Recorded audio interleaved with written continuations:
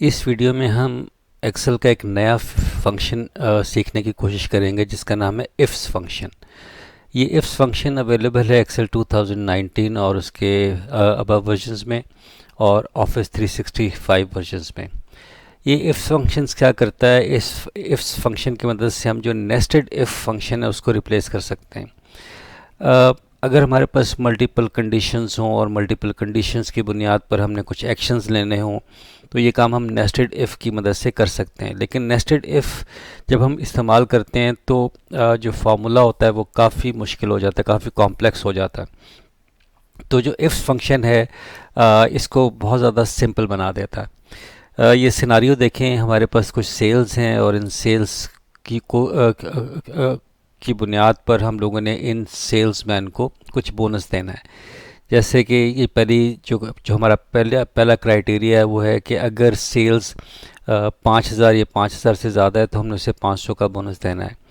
इसी तरीके से अगर सेल 4,000 या 4,000 से ज़्यादा हो और 5,000 से कम हो तो उसको हम 400 का देंगे। और इसी तरीके से हम ये सारी जो कंडीशंस हैं इसको हम अब मैप करते हैं। तो नेस्टेड इफ के ज़रिए तो हमें मल्टीपल इफ्स फंक्शन लगाने पड़ेंगे, लेकिन इफ्स फंक्शन की मदद से हम एक ही इफ फंक्शन के अंदर ये सारे काम कर सकते हैं। आए ज़रा इसको अप्लाई करके देखते हैं। तो सबसे पहले हम यहाँ पर क्या करेंगे, हम यहाँ पर लिखेंगे इफ्स फंक्शन। तो ये हमारे पास इफ्स फंक्शन आ गया।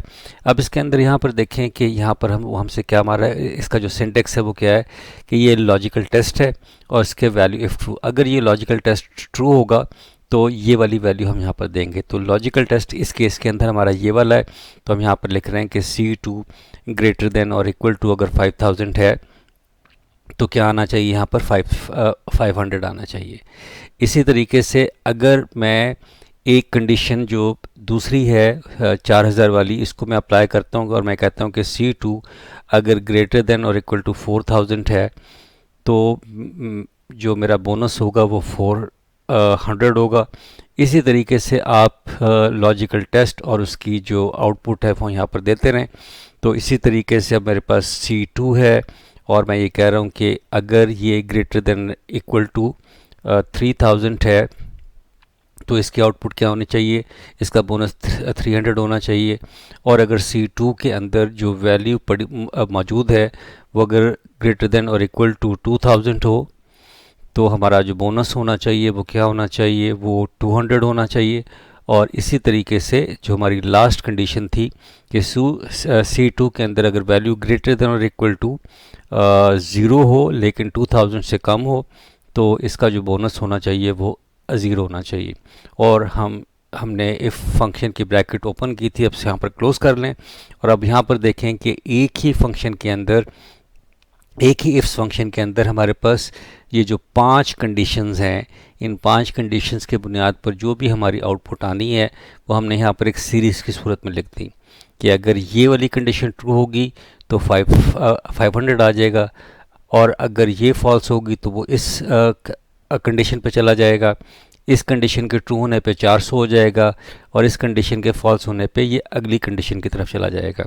आए अब इसको देखते हैं। हमने इसको एंटर किया तो यहाँ पर देखें हमारे पास 5,000 आ गया। और अब हम इसको कॉपी करके नीचे लेके जाएंगे तो यहाँ पर हम देख सकते हैं कि ये जो कंडीशंस हैं इनके मुताबिक ये सारी कैलकुलेशंस अपने आप हो गई। तो ये 5,000 से बड़ी वैल्यू थी और ये हमारे पास 500 आ गया। हमारे पास अगर C2 के अंदर वैल्यू 2,000 या 2,000 से ज़्यादा हो लेकिन 3,000 से कम हो तो 200 आना चाहिए।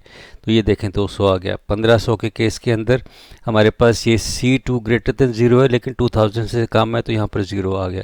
तो इस तरीके से हम जो मल्टीपल कंडीशंस हैं उनको इस्तेमाल कर सकते हैं इफ्स फंक्शंस के अंदर और नेस्टेड इफ फंक्शन को रिप्लेस कर सकते हैं। तो इट्स वेरी वेरी इजी। इसके अंदर सिर्फ एक चीज़ है कि हमें जितनी भी कंडीशंस हैं तमाम सिनारियोज़ यहाँ पर हमें देने हैं और इसके साथ ही उसकी कंडीशन और आउटपुट देनी है। यहाँ पे इसके अंदर एल्स की ऑप्शन नहीं है, राइट। तो आई थिंक जो कॉन्सेप्ट है वो आपको समझ आ गया होगा।